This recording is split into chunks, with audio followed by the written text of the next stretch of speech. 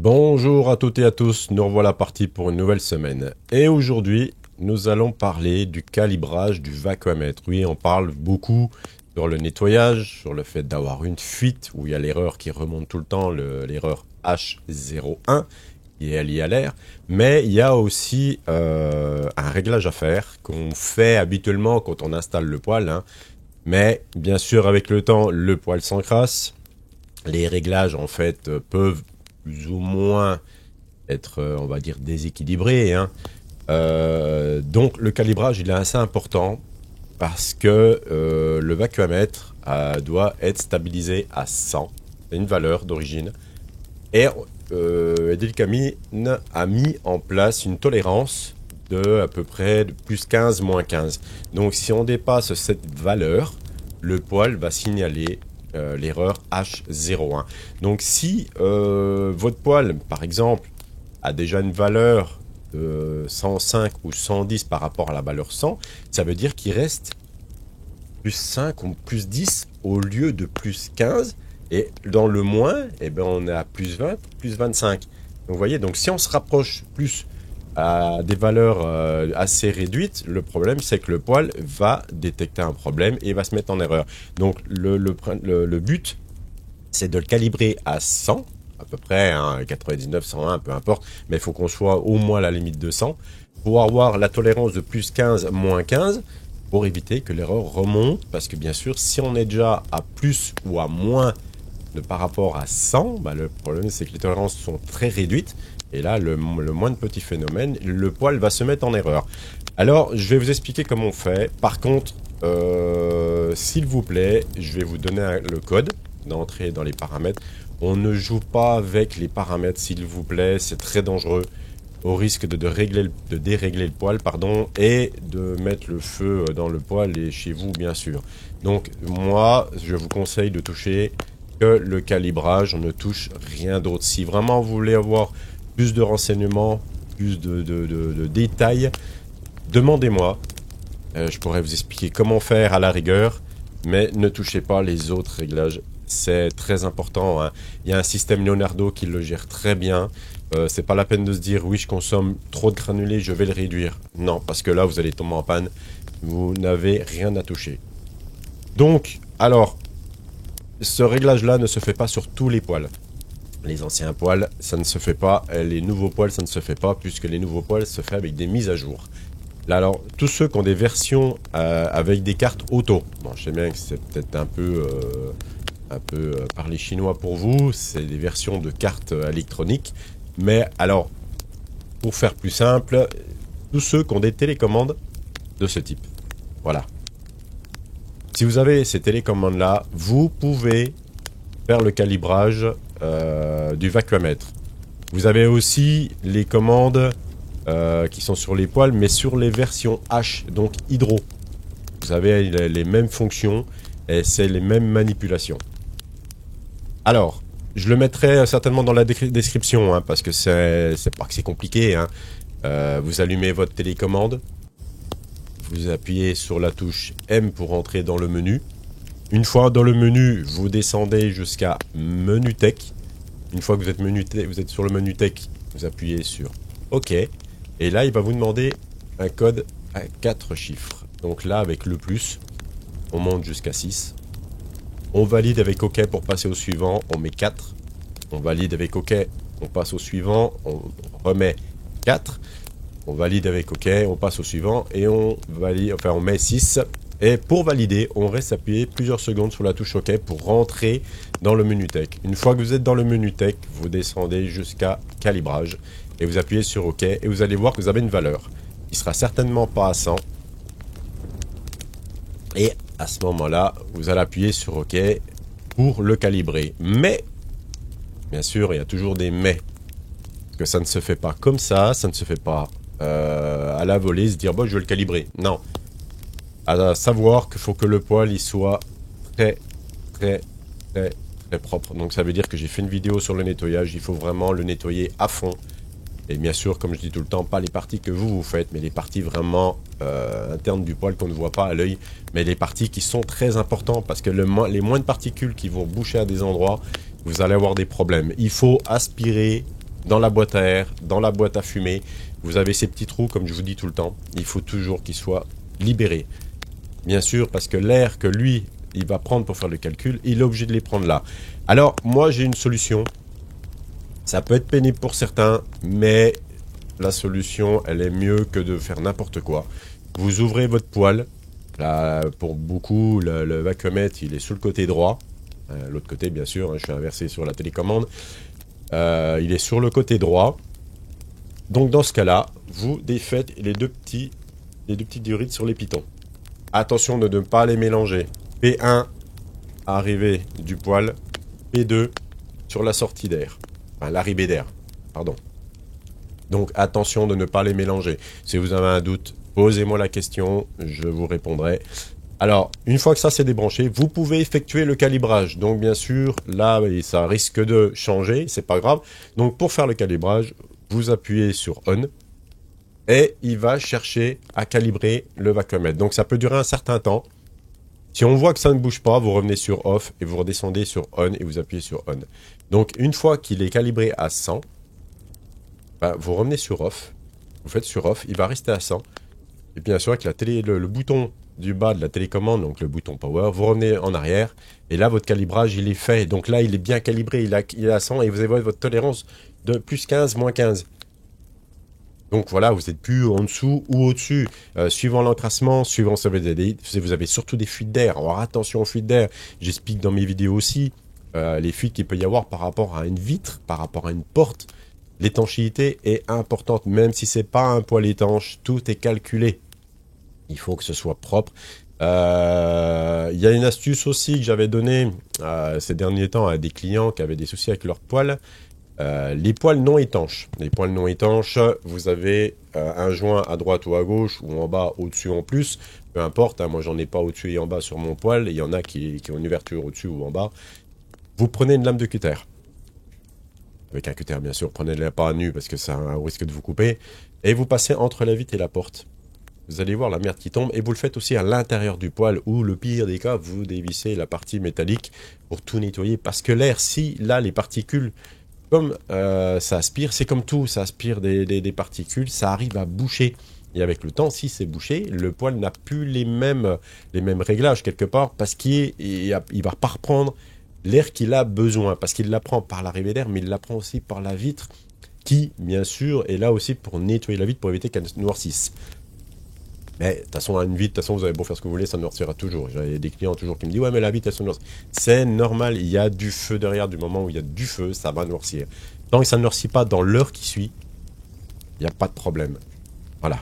Donc, si vous faites ça, vous allez calibrer en fait votre poêle, mais bien sûr, il faut que votre poêle soit propre. Je le précise, c'est pas parce que vous allez calibrer votre vacuumètre et laisser votre poêle sale qu'il va mieux marcher.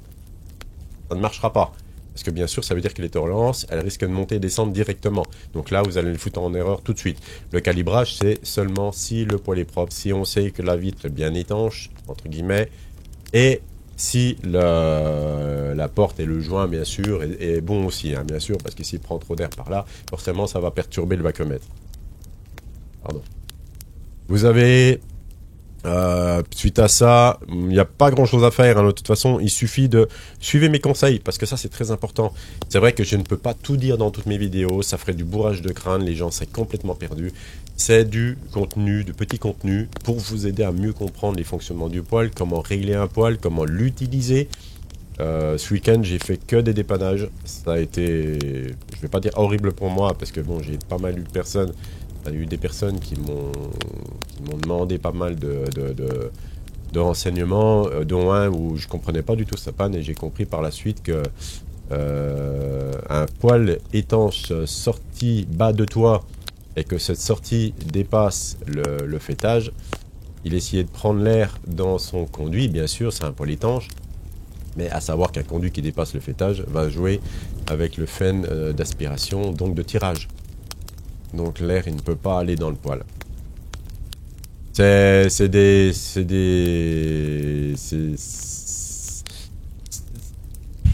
Comment vous dire? Le professionnel qui a fait ça, cette personne apparemment n'existe plus, hein, bien sûr, mais il y a des normes, il faut les respecter. Le problème, c'est que cette personne, depuis que le poêle est installé, le poêle ne marchait pas. Le poêle ne marchait pas, il y avait toujours cette erreur H01, H01, H01. Mais oui, parce que puisque même dans la partie air, comme il dépasse le fêtage, et il y avait ce phénomène d'aspiration, de tirage, bien sûr, mais l'air ne peut pas rentrer par le tuyau d'air, puisque le tirage, il fait son travail, donc il tire l'air. Donc le poêle était toujours en négatif. Le problème, c'est quand j'ai passé un moment avec lui, hein, par message, même avec des photos, et je ne comprenais pas pourquoi, au début, mais pourquoi ça ne marchait pas. Même en faisant tous les nettoyages du monde, il a suivi mon tuto, il a fait vraiment tout comme j'ai dit, il a vraiment tout démonté. Il a même changé le Pressostyle vacuumètre qu'il a racheté neuf, parce que bien sûr, maintenant, cette personne se retrouve sans technicien, sans appui extérieur. D'où le fait que mes vidéos sont là pour ça aujourd'hui, c'est pour vous appuyer et essayer de vous dépanner. Ce qui n'est pas facile, hein, j'avoue, ce qui n'est pas facile à distance, mais avec la force des choses, j'arrive quand même à en dépanner, heureusement pour moi. Hein. Et bien sûr, aujourd'hui, il est obligé de débrancher son tuyau d'air sur un poêle étanche pour pouvoir avoir un poêle qui fonctionne, ce qui n'est pas du tout normal. Donc aujourd'hui, là, il va me redire dans la journée, il va bien recontrôler pour voir si ça dépasse bien le fêtage. Mais comme il a un toit qui n'est pas très pentu, puis que sa sortie, elle est là, donc forcément, le tirage, il va se faire. Hein. De toute façon, vu la hauteur, moi, que j'ai vu sur les photos, oui, pour moi, il est quand même soit à la limite, soit il dépasse, hein, de toute façon. Hein. Donc, ce qui n'est pas du tout réglementaire. Il aurait fallu avoir un conduit beaucoup plus bas. Mais dans ce cas-là, le professionnel aurait dû lui faire un conduit isolé et un poêle non étanche. Voilà, et faire une sortie d'air directement derrière le mur. Bon, il me dit, ouais, mais derrière, c'est mon garage. C'est pas grave, un garage, c'est pas étanche. Pour la plupart des garages, c'est pas étanche. On ne le chauffe pas, ils sont pas comme dans une maison, on l'isole pas. Pour certains, j'en connais qui les isolent, mais dans ce cas-là, oui, ça marche pas. Mais voilà, il pourrait faire une sortie d'air, enfin une arrivée d'air dans son garage pour que son poêle puisse prendre de l'air frais. Donc ça, c'était le petit bémol, hein. C'était pour expliquer un peu comment ça marche, et puis que certains professionnels font pas forcément bien leur travail, ce qui est dommage pour certains clients. Donc au niveau des paramètres, si vous avez un souci, demandez-moi. Mais avant tout, s'il vous plaît, nettoyez votre poêle avant de faire ça. Avant tout problème, je vois trop de problèmes. Bon, je pense qu'il était un peu têtu, mais je pense que son poêle n'est pas nettoyé comme il faut. Je suis désolé pour cette personne, mais tant que le poêle ne sera pas nettoyé comme il faut, on ne peut pas dire qu'un poêle a un problème.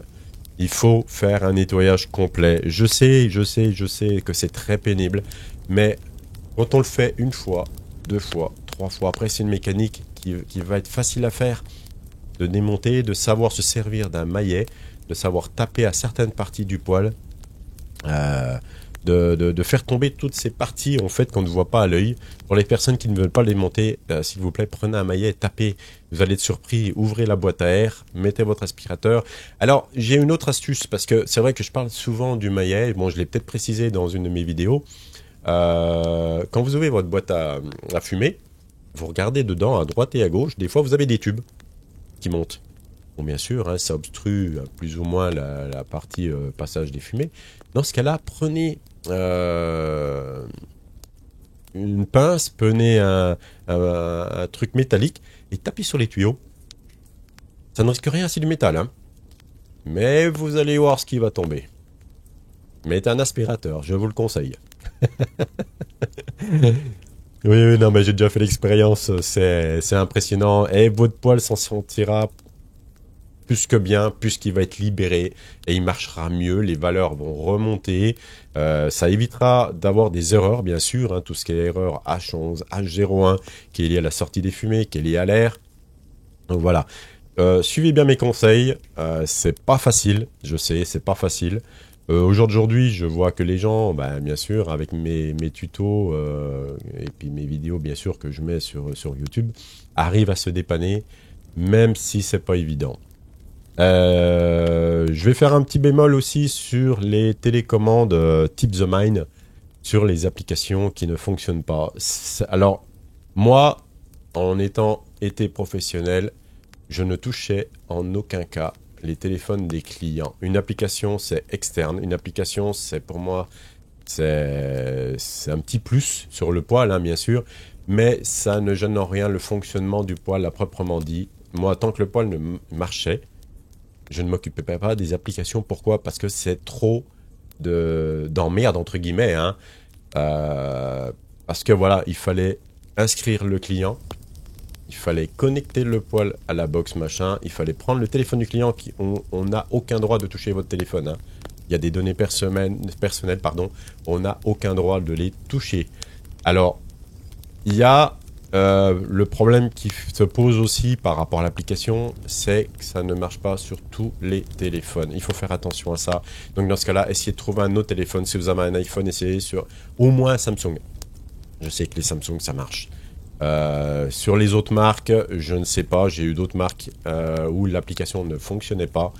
Je pense que c'est peut-être des marchés. Je ne sais pas, hein. C'est juste des suppositions.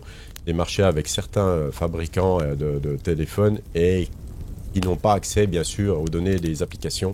Donc attention à tout ça, s'il vous plaît. Quand vous faites des paramètres, suivez bien. Il y a des vidéos, hein, sur YouTube qui expliquent comment connecter son poêle en mode Wi-Fi. Parce que bien sûr, quand vous mettez l'application, elle passe en Bluetooth. Alors, il y a toujours le problème du moment où le téléphone passe en Bluetooth, va couper la télécommande. Il ne peut pas y avoir deux appareils en Bluetooth en même temps. Il faut bien aller dans les paramètres du téléphone, sur l'application bien sûr, hein, je précise, et aller tout en bas et forcer en fait le paramètre en Wi-Fi. Faites bien ça pour voir si ça marche. Moi j'avais une technique chez les clients, parce que bien sûr je le faisais de temps en temps, hein, parce que les mamies avaient toujours du mal. Vous sortez dehors jusqu'à perdre le réseau de votre maison. Je ne coupais rien sur le téléphone, hein. Je sortais jusqu'à perdre, jusqu'à avoir la 4G, la 5G, peu importe. Et je contrôlais le poêle à distance pour voir si on était connecté en Wi-Fi, donc avec le réseau filaire, quoi.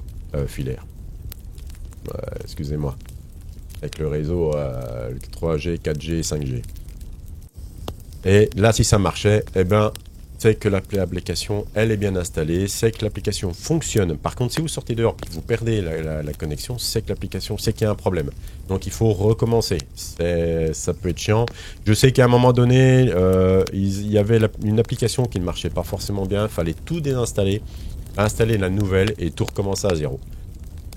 Alors, pour moi, ces petits gadgets d'application, de connexion à distance, j'en vois pas trop l'utilité parce que c'est bien marrant au début, mais avec le temps on l'utilise plus tellement. Moi j'ai des clients à la fin ils le touchaient plus parce que bon ils disaient oui de toute façon après une fois qu'il y a le mode stand-by ben, il se gère tout seul. Ça peut être bien à la rigueur quand on part en vacances. Quand on part en vacances, hein, on veut le démarrer une heure avant de rentrer, et oui on le démarre comme ça au moins il n'a pas tourné pendant la semaine ou les 15 jours qu'on est parti. Il y a toujours du granulé dedans. Et puis bon après il repart et puis vous avez chaud quand vous rentrez chez vous bien sûr, hein, c'est toujours un petit plus hein, on va dire. Donc voilà. Suite à ça, qu'est-ce que je pourrais vous dire d'autre? Pas grand chose. Pas grand chose. Hein. J'ai un week-end bien mouvementé au niveau du dépannage. Et je pense que c'est pas fini, bien sûr. Donc, je réfléchis en même temps, hein, je suis désolé, hein, parce que moi, comme c'est du direct, je ne fais pas de rediffusion, je m'amuse pas à refaire des cadrages pour être le mieux présenté du monde. Ça ne m'intéresse pas du tout, je préfère de vive voix vous dire les choses telles qu'elles sont, et puis c'est tout, donc voilà. Donc sur ce, je pense que je vais vous laisser là, hein, parce que je pense que c'est pas la peine que je vous fasse du bourrage de crâne. Si vous avez pas compris quelque chose, si vous avez oublié quelque chose sur ma vidéo, ou quelque chose que vous n'avez pas compris, hein, bien sûr, n'hésitez pas à me demander, vous pouvez repasser la vidéo, bien sûr, mettre sur pause, recommencer. Je vais mettre des liens, je pense, sous la vidéo. Ça vous évitera de chercher, bien sûr, hein, sur le nettoyage du poêle, sur comment nettoyer pour éviter l'erreur H01 et H11. Il est très important avant de faire le calibrage à la base. Alors, ce calibrage-là, oui, le mieux, bien sûr, hein, c'est de démonter le côté droit quand on est en face du poêle pour accéder au petit boîtier noir, hein, évacuamètre, qui est rond, bien sûr. Et de débrancher ces deux petites durites. Mais vous avez la possibilité de le faire sans faire ça. Mais par contre, il faut que le poêle, comme je dis, soit propre. Donc dans ce cas-là, on ouvre la porte, on enlève le creuset. Si l'arrivée d'air derrière est branchée au mur sur une arrivée d'air extérieure, on débranche l'arrivée d'air. Et vous pouvez faire le calibrage comme ça aussi. Ça marche. Ça marche. Voilà. C'était juste le petit point final pour dire comment vous pouvez faire aussi. Mais le mieux est quand même de démonter le côté, de débrancher ces deux petites durites. Au moins, il n'y a rien qui va gêner le vacuumètre et il va prendre ses valeurs, qu'il doit prendre habituellement, hein, et qui ne soient pas perturbées par une petite poussière ou autre. Je vous souhaite quand même une bonne journée à toutes et à tous. Je vous dis à demain. Au revoir.